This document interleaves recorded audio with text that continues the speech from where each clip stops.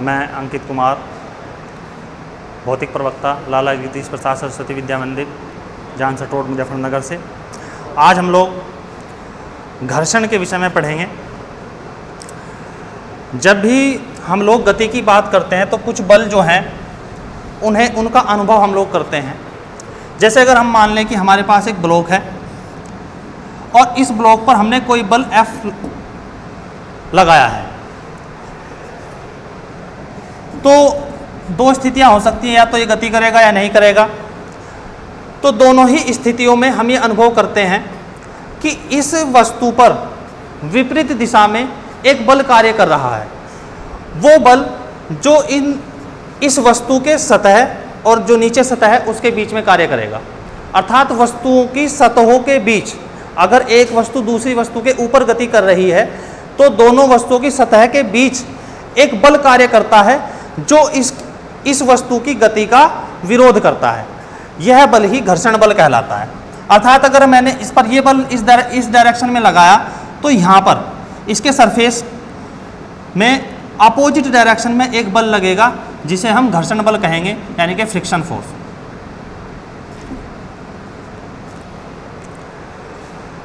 घर्षण बल सामान्यतः दो प्रकार के होते हैं, गतिक घर्षण और स्थैतिक घर्षण। अगर हमारे पास कोई वस्तु है और उस पर मैंने बल F लगाया और इस बल F को मैं बढ़ा रहा हूं धीरे धीरे। अब शुरुआती स्थिति में मैंने इस पर थोड़ा सा बल लगाया, स्मॉल अमाउंट ऑफ फोर्स, और ये वस्तु नहीं चल रही है, तो सीधी सी बात ये होती है कि ये वस्तु तभी नहीं चलेगी जब इस पर कुल बल शून्य हो।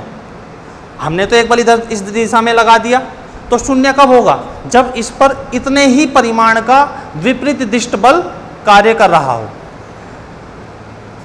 और ऐसा हम सामान्यतः देखते हैं, जैसे हमने मेज पर बल लगाया और मेज मोशन नहीं कर रही है, तो मोशन ना करने का कारण क्या होगा? कोई बल होगा जो हमारे लगाए गए बल को संतुलित कर रहा है, और उस संतुलित बल के कारण मेज गति नहीं करती है। जैसे यहाँ ये ब्लॉक है, इस ब्लॉक पर हमने F बल लगाया और इस बल F को लगाने पर ये वस्तु गति नहीं कर रही है। इसका सीधा सीधा तात्पर्य यह होता है कि इस पर इतने ही परिमाण का लेकिन विपरीत दिष्ट बल कार्य कर रहा होगा जो इस बल पर लगने वाले पूर्ण बल के परिणामी को शून्य कर रहा होगा, जिसके कारण गति नहीं हो रही है। ये जो विपरीत दिष्ट बल कार्य करता है, जो दोनों की सतहों के बीच, जिस पर ये ब्लॉक रखा हुआ है उसकी सतह तथा जो नीचे की सरफेस है उसकी सतह के बीच जो कार्य कर रहा है, उसे ही हम कहते हैं घर्षण बल। अब जैसे जैसे हम लोग इस बल को बढ़ाते हैं, जो बल हमने अप्लाई किया, जो बल हमने लगाया, जो फोर्स लगाया, जब हम उसे बढ़ाते हैं, जैसे अगर हमने पहले 1 न्यूटन का बल लगाया, फिर 2 का लगाया, और सपोज ये 10 न्यूटन पर चलता है, ये ब्लॉक 10 न्यूटन पर चलता है, तो हमने शुरुआत की 1 न्यूटन से, फिर 2 न्यूटन से, फिर 3 न्यूटन से, तो 9 न्यूटन तक ये नहीं चलता है, 9.5 तक भी नहीं चल रहा है। तो इसका सीधा सीधा मतलब क्या होगा कि जब हमने 1 न्यूटन का बल लगाया तो घर्षण बल भी कितना लग रहा होगा? 1 न्यूटन। जब हमने 2 न्यूटन का बल लगाया तो घर्षण बल भी कितना लग रहा होगा? 2 न्यूटन लग रहा होगा। अर्थात ये स्वपरिवर्ती बल है। स्थैतिक घर्षण बल जब तक विराम अवस्था में है, इसे हम स्थैतिक घर्षण बल बोलते हैं, तो जब तक ये विराम अवस्था में है, ये जो घर्षण बल है ये स्वपरिवर्ती है, यानी कि जितना जितना बल हम लगाएंगे उतना उतना ही घर्षण बल अपने आप को परिवर्तित कर लेता है। जैसे अगर ये कहा गया कि ये ब्लॉक है, इस पर हमने 2 न्यूटन का बल लगाया और ये ब्लॉक विराम अवस्था में है, ये विराम अवस्था में है, तब अगर हमसे पूछा जाए कि घर्षण बल कितना होगा, तो हम सीधा सीधा कहेंगे कि घर्षण बल 2 न्यूटन होगा। तो इससे पता चलता है अगर जितना बल हम लगाते हैं उतना ही घर्षण बल होता है स्थैतिक के केसेस में। अब दूसरा है हमारे पास कि हम इस बल को लगातार अगर बढ़ाते जा रहे हैं, मैं इसे लगातार इंक्रीज कर रहा हूं, लगातार इंक्रीज कर रहा हूं, तो एक स्थिति ऐसी आ जाएगी कि उस स्थिति में ये जो पिंड है, ये जो ब्लॉक है, ये गति की अवस्था में आ जाएगा, यानी कि गति करने ही वाला होगा। तो उस स्थिति में जब ये जो पिंड है, ये जो वस्तु है, ये गति करने की अवस्था में आ जाएगा, गति करनी प्रारंभ नहीं करेगा, बस करने ही वाला होगा। तो उस स्थिति में जो घर्षण बल होगा, क्योंकि तब तक मोशन नहीं कर रहा है, तो घर्षण बल स्थैतिक ही कहलाएगा। तो वो स्थैतिक घर्षण बल की सीमा होगी, अधिकतम मान होगा, और ये जो अधिकतम मान है इसे ही सीमांत घर्षण बल कहते हैं। यानी कि घर्षण बल की सीमा, maximum value of static friction is known as limiting friction, इसे हम लिमिटिंग फ्रिक्शन कहते हैं, यानी कि सीमांत घर्षण बल कहते हैं। तो ये तब होता है जब वस्तु गति करने ही वाला होता है। सर्वप्रथम घर्षण बल की परिभाषा लिख देते हैं।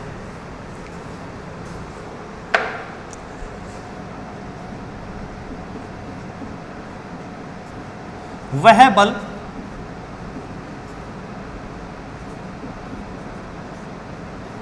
जो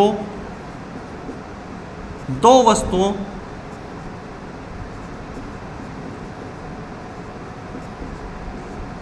के संपर्क सतह के मध्य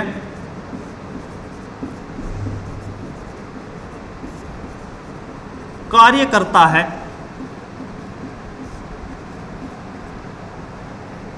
तथा जिसकी दिशा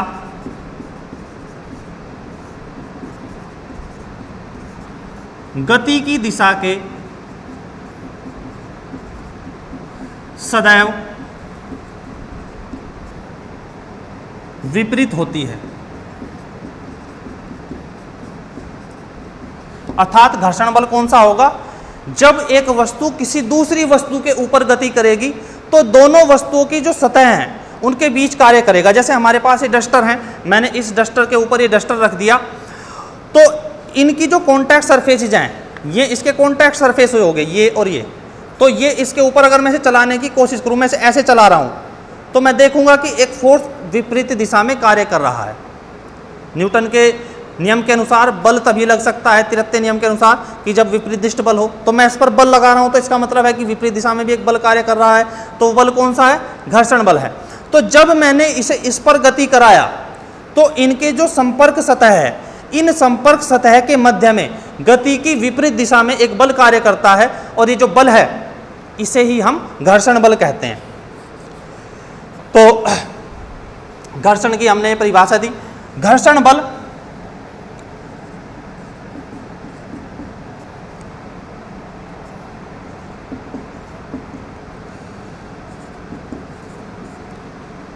मुख्यतः दो प्रकार का होता है।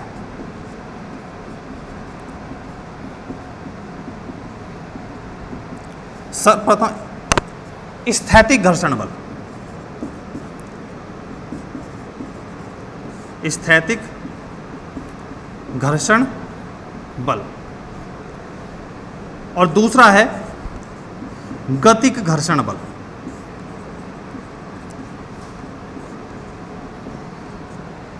अभी अभी हमने स्थैतिक घर्षण बल के विषय में थोड़ी सी जानकारी ली, अब इसे पढ़ते हैं हम। स्थैतिक घर्षण बल अभी अभी हमने पढ़ा कि जब भी पिंड विराम अवस्था में रहेगा तो विराम अवस्था में पिंड पर जो घर्षण बल लगता है उसे हम स्थैतिक घर्षण बल कहते हैं। तो स्थैतिक घर्षण बल, तो हम लिख सकते हैं कि पिंड की विराम अवस्था में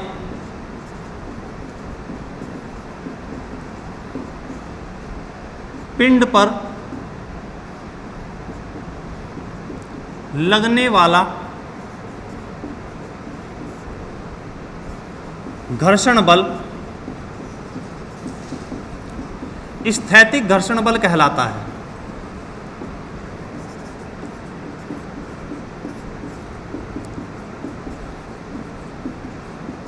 कहलाता है। तो ये बात हमने जान ली कि जब पिंड विराम में रहेगा, यानी कि जैसे हमारे पास एक मेज है, मेज पर हम बल लगा रहे हैं और वो विराम अवस्था में है, तो उस स्थिति में हम जो घर्षण बल होगा उस वस्तु पर, उसे ही हम लोग स्थैतिक घर्षण बल कहेंगे। तथा अधिकतम स्थैतिक घर्षण बल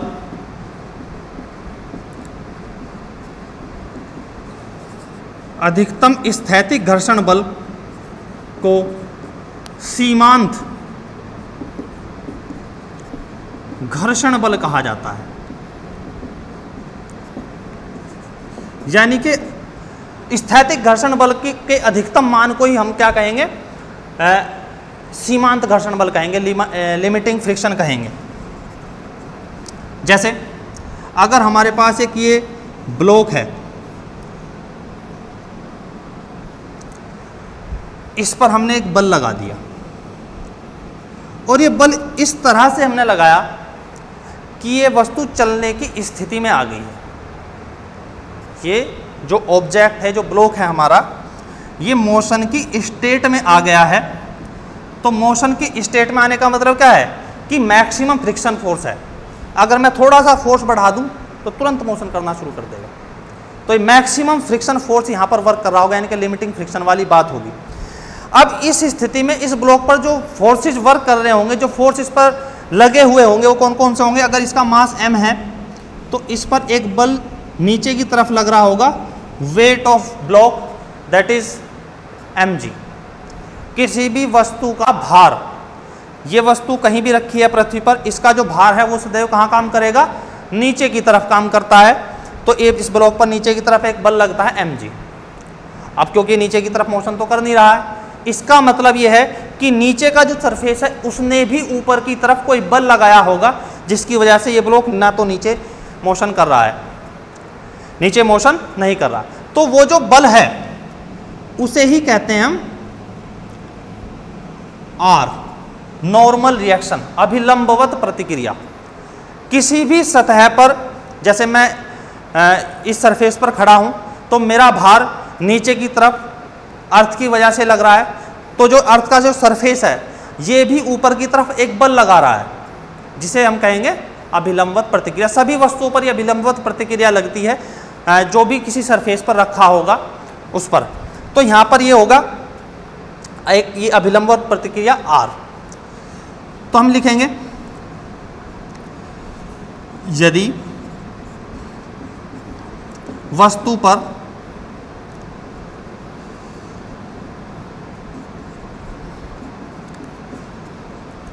एक बल F लगा है जिससे वस्तु सीमांत घर्षण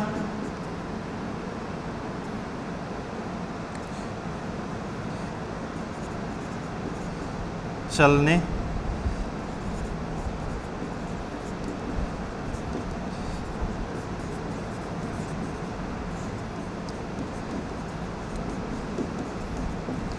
चलने की स्थिति में आ गई, ऐसा लिख सकते हैं हम लोग। यानी कि चल रही नहीं है, चलने वाली है, चलने की स्थिति में आ गई, यानी कि सीमांत घर्षण बल की स्थिति में आ गई है।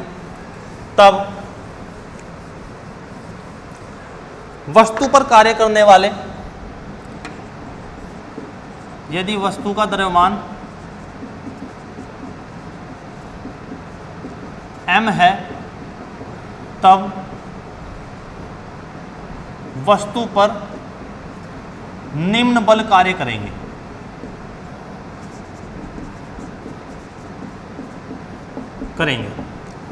कौन कौन से कार्य करेंगे? एक तो F, आरोपित बल। जो बल हमने लगाया वो क्या होगा? आरोपित बल होगा। दूसरा, पिंड का भार। क्या होगा? पिंड का भार। वस्तु पर पृथ्वी द्वारा लगाया गया बल, उसकी दिशा कहाँ होती है? हमेशा उसकी दिशा सदैव नीचे की ओर होती है। पिंड का भार किधर को, नीचे की ओर।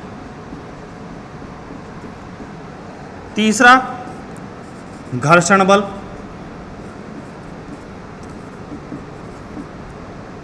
Fl लिख देता हूं मैं, लिमिटिंग फिक्सचर यानी कि Fl, आरोपित बल के विपरीत दिशा में, आरोपित बल के विपरीत दिशा, ये होंगे। चौथा है अभिलंबवत प्रतिक्रिया R, अभिलंबवत प्रतिक्रिया, अभिलंबवत प्रतिक्रिया R। ये चार बल कार्य कर रहे हैं और ये चारों बल अगर कार्य कर रहे हैं और ये वस्तु विराम अवस्था में है तो हम ये कह सकते हैं कि इसका परिमाण इसके बराबर होगा। दिशा तो विपरीत है लेकिन इसका परिमाण इसके बराबर होगा और इसका परिमाण घर्षण बल के बराबर होगा। यानी कि हम ऐसा कह सकते हैं कि R बराबर कितना होता है, mg होता है, तथा जो F है वो आरोपित बल के बराबर होगा क्योंकि वस्तु गति नहीं कर रही है। अब घर्षण बल का मान ज्ञात करने के लिए हम थोड़ी सी बातें और देखते हैं कि वस्तु का भार जितना अधिक होता है, वस्तु का भार जितना अधिक होता है वस्तु पर घर्षण बल उतना ही अधिक होता है। जैसे अगर हम लोग एक कार पर बल लगाएं और एक साइकिल पर बल लगाएं तो साइकिल पर बल लगाकर हम आसानी से उसे चला सकते हैं, जबकि कार पर हम खुद बल लगा करके उसे आसानी से मोशन की स्थिति में नहीं ला सकते। तो यहां से हम ये देखते हैं कि जिस वस्तु का भार अधिक उस वस्तु पर घर्षण बल भी अधिक होगा, अर्थात घर्षण बल जो है लिमिटिंग फ्रिक्शन उसका मान, सीमांत घर्षण बल का मान अभिलंबवत प्रतिक्रिया R के अनुक्रमानुपाती होता है। अनुक्रमानुपाती का साइन यहां हटेगा तो एक कांस्टेंट आता है, तो यहां हम रख देते हैं म्यू एस यानी कि स्थैतिक घर्षण गुणांक।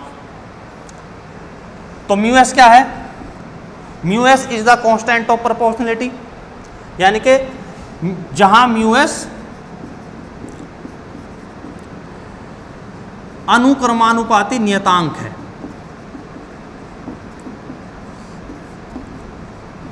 अनुक्रमानुपाती नियतांक है जिसे स्थैतिक घर्षण गुणांक कहते हैं। स्थैतिक घर्षण गुणांक कहते हैं।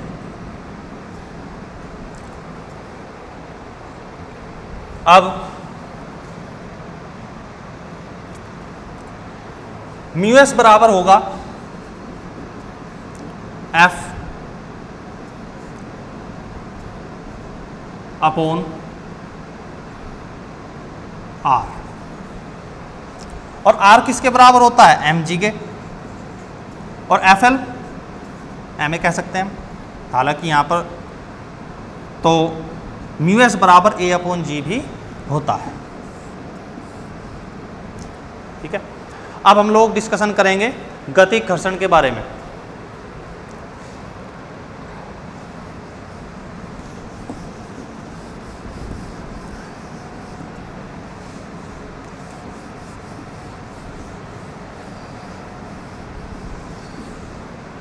अब हमने विराम अवस्था में घर्षण बल को डिस्कस कर लिया। अब हम गति की अवस्था में घर्षण बल की बात करेंगे। अब गति की अवस्था की बात करते हैं तो गति की अवस्था में जो घर्षण बल होता है उसे कहते हैं गतिक घर्षण बल। तो जब वस्तु गति की अवस्था में आ जाती है तो गति की अवस्था में आ जाने पर वस्तु पर जो घर्षण बल लगेगा उसे हम गतिक घर्षण बल कहेंगे। तो यही हम लिखेंगे, जब वस्तु गति की अवस्था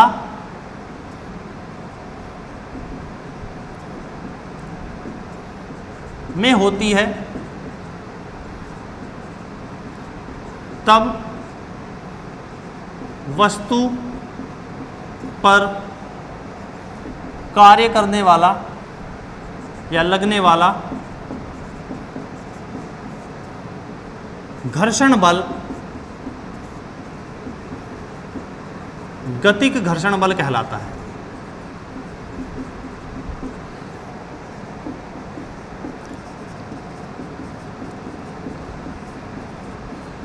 तो अब एक बात और भी है कि स्थैतिक घर्षण बल के विषय में तो हमने जानकारी देखी कि सीमांत घर्षण तक स्थैतिक घर्षण का मान बढ़ता जाता है, लेकिन गतिक घर्षण का मान नियत होता है, ये कांस्टेंट वैल्यू होती है, और इसका मान सीमांत घर्षण से थोड़ा सा कम होता है। यानी कि अगर हम लोग एक ग्राफ खींचें घर्षण बल के लिए तो वो कुछ ऐसा आता है। ये गतिक घर्षण की स्थिति है, यानी काइनेटिक फ्रिक्शन, और ये सीमांत घर्षण बल।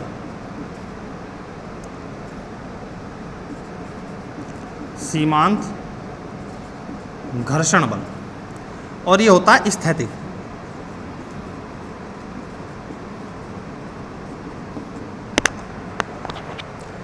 इधर की तरफ तो घर्षण बल और इधर की तरफ आरोपित। इसके बाद गतिक घर्षण बल नियत हो जाता है, अर्थात सीमांत घर्षण बल का मान गतिक घर्षण से भी अधिक होता है। सीमांत घर्षण का मान सबसे अधिक होता है। जो सीमांत घर्षण है, ये जो गतिक घर्षण है, इसके लिए अगर हम लोग देखें, फिर से वही बात हम लोग यहाँ पर लिखेंगे कि अगर वस्तु है, ये एक ब्लॉक रखा है और ये गति की अवस्था में है, और इस पर भी नॉर्मल रिएक्शन R लग रही होगी, नीचे की तरफ mg लग रहा होगा, इधर की तरफ से एक फोर्स F लग रहा होगा, और तो विपरीत दिशा में इस पर भी एक घर्षण बल लगेगा जिसे हम कहेंगे F के, यानी कि काइनेटिक फ्रिक्शन, गतिक घर्षण बल लग रहा होगा। और इसके लिए भी हम बिल्कुल सेम बात लिख सकते हैं कि F के is directly proportional to R। R बढ़ने पर F बढ़ेगा, फ्रिक्शन फोर्स बढ़ेगा, तो प्रोपोर्शनल हटते ही म्यू के R। यहाँ पर एक कांस्टेंट आ जाएगा जो किसके लिए होगा, गति की अवस्था के लिए, अर्थात ये गतिक घर्षण गुणांक कहलाएगा। तो यहाँ भी हम यही बात लिखेंगे, जहाँ के अनुक्रमानुपाती नियतांक है, नियतांक है जिसे गतिक घर्षण गुणांक कहते हैं।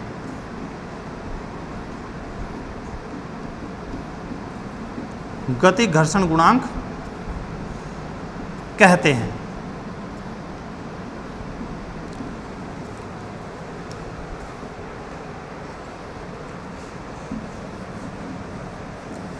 गतिक घर्षण दो प्रकार का होता है, सर्पी घर्षण और लोटनिक घर्षण। तो जो गतिक घर्षण है ये मुख्यतः दो प्रकार का होता है, सर्पी और लोटनिक।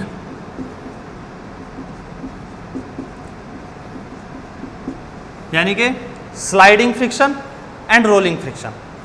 स्लाइडिंग कौन सा होगा, जैसे ये जो वस्तु है, अगर इस वस्तु के ऊपर देखो ये गति कर रहा है, डस्टर मोशन कर रहा है, तो अगर एक वस्तु दूसरे वस्तु के ऊपर फिसलकर गति करेगी तो उस समय जो घर्षण बल लगेगा उसे कहेंगे हम सर्पी घर्षण। ये देखिए मोशन कर रहा है और इसमें क्या कर रहा है, एक सतह दूसरी सतह के ऊपर फिसल रही है, तो ऐसे घर्षण में जो घर्षण बल लगेगा, ऐसी स्थिति में जो घर्षण बल लगेगा उसे कहेंगे हम सर्पी घर्षण बल। यानी कि हम क्या कह सकते हैं, जब एक वस्तु दूसरी वस्तु के ऊपर फिसलकर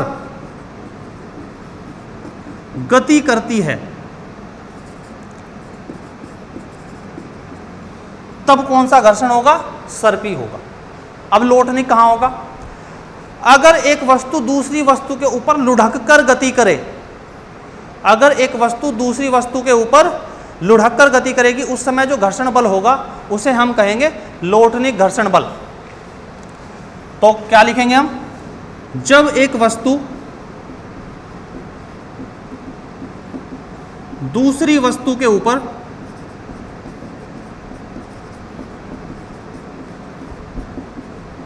लुढ़क कर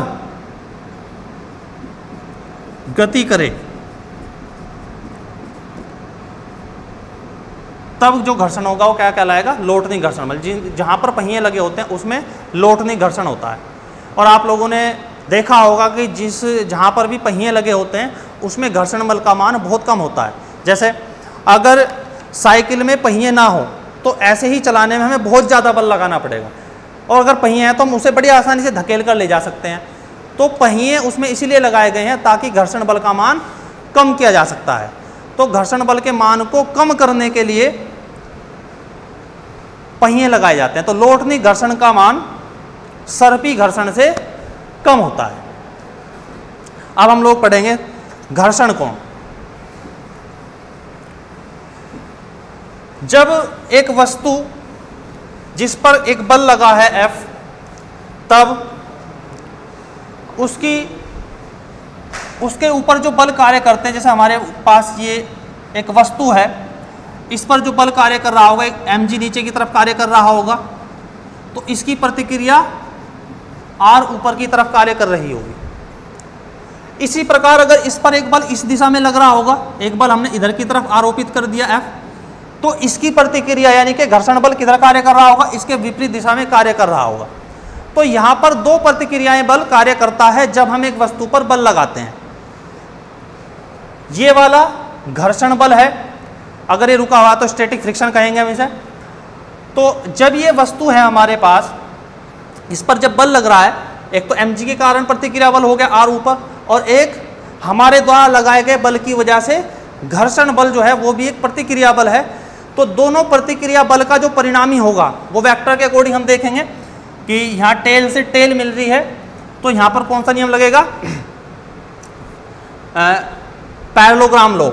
तो उसमें क्या करेंगे? इसके समांतर यहाँ पर खींचेंगे, इसके समांतर इसके पैरेलल यहाँ पर, और यहाँ common tail to common head मिला देंगे। ये हो गई हमारा रिजल्टेंट, परिणामी।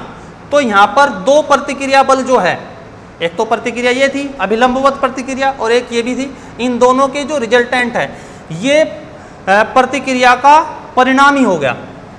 इसने अभिलंबवत प्रतिक्रिया से जो कोण बनाया उसे ही हम घर्षण कोण कहते हैं। तो हम लिखेंगे घर्षण कोण क्या होगा? प्रतिक्रियाओं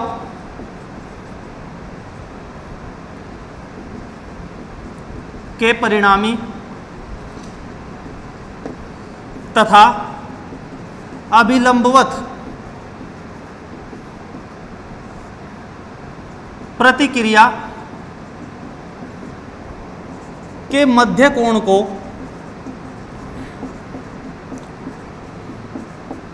को घर्षण कोण कहा जाता है।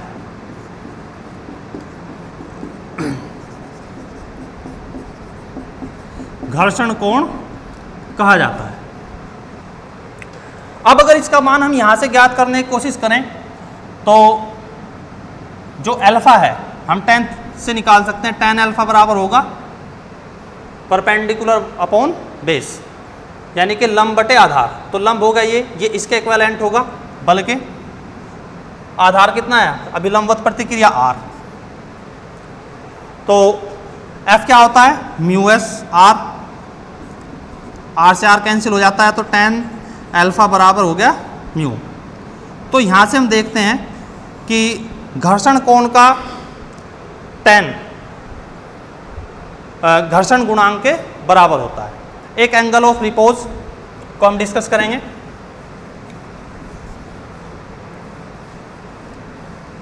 अगर वस्तु एक नत समतल पर रखी हो, ये हमारे पास एक नत समतल हो गया और इस पर हमने एक ब्लॉक रख दिया जिसका मास m है, जिसका द्रव्यमान m है। एक झुके हुए तल पर, एक इंक्लाइन प्लेन पर हमने एक ब्लॉक रखा m मास का, और उसके इस एंगल को हम धीरे धीरे बढ़ाते जा रहे हैं। और जब हम इसे बढ़ाते जाते हैं धीरे धीरे, तो एक स्थिति ऐसी आती है कि मोशन की स्टेट में आ जाता है। उस स्थिति में जो ये एंगल होगा थीटा, इसे ही हम एंगल ऑफ रिपोज कहेंगे। ये एंगल ऑफ रिपोज कहलाएगा, यानी कि रिपोज कोण कहलाता है। रिपोज कोण।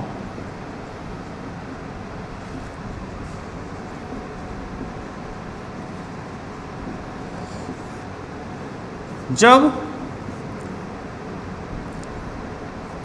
एक वस्तु को नत समतल पर,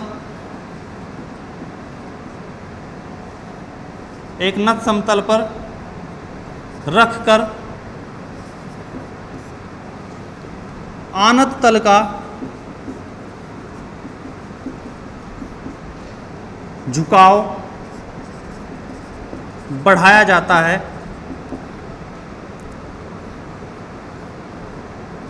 तब तक बढ़ाया जाता है कि वस्तु गति की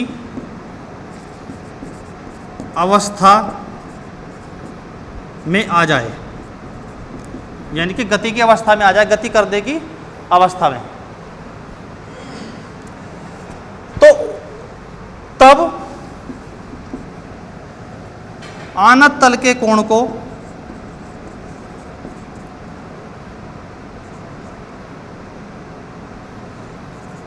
क्षैतिज से कोण को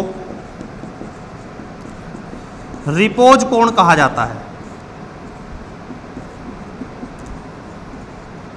रिपोज कोण कहा जाता है। तो यहाँ पर भी हम देखेंगे, इस पर कुछ बल जो कार्य करेंगे, इसका mg बिल्कुल लंबवत नीचे की ओर कार्य करेगा, और इसकी नॉर्मल प्रतिक्रिया, अभिलंबवत प्रतिक्रिया r यहाँ पर कार्य करेगी तल के लंबवत। और इसके अगर मैं फैक्टर कर लूँ तो ये थीटा है तो ये भी थीटा होगा, तो यहाँ पर mg cos थीटा और यहाँ पर होगा mg sin थीटा। इस वस्तु को चलाने का कार्य किसके द्वारा हो रहा है? mg sin थीटा के द्वारा। अगर ये चलेगी तो इस दिशा में ही चलेगी, तो ये इस दिशा में चलने की स्थिति में आती है, तो इसलिए इस पर जो आरोपित बल का काम कौन कर रहा है? mg sin theta. और रोकने का काम कौन कर रहा है? घर्षण बल। सीमांत घर्षण की स्थिति में है ये, तो हम कह सकते हैं कि जो घर्षण बल है वो होगा mg sin थीटा, और r को कौन बैलेंस कर रहा होगा? r को कर रहा होगा mg cos थीटा। अगर हम डिवाइड कर दें f अपॉन r बराबर, ये 1 है, ये 2, 1/2 कर देंगे, 1/2 करने पर तो कितना बचेगा? tan theta. तो और ये f अपॉन r क्या होता है? म्यू। तो tan थीटा बराबर म्यू। तो ये थीटा ही यहाँ पर क्या है? रिपोज कोण है। ठीक है, धन्यवाद।